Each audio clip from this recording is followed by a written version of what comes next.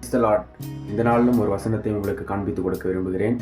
சங்கீதம் 63 அதிகாரம் 1 தேவனே, நீர் என்னுடைய தேவன், அதிகாலமே உம்மை தேடுகிறேன்.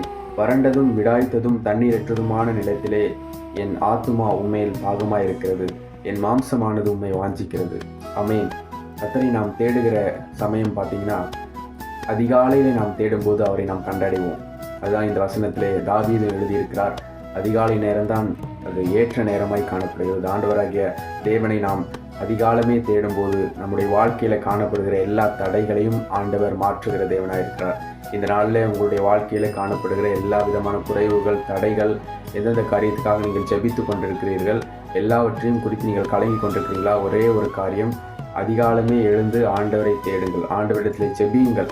ஆண்டவர் உங்களுடைய வாழ்க்கையில் காணப்படுகிற எல்லா விதமான தடைகளை மாற்ற வல்லவராய் இருக்கிறார். அவரால் கூடாத காரியம் ஒன்றுமே இல்லை. நீங்கள் செய்ய வேண்டியது அவருடைய பாதத்திலே, நீங்கள் அவருடைய பிரசனத்திலே, அவருடைய சமூகத்திலே அமர்ந்திருப்பது தான்.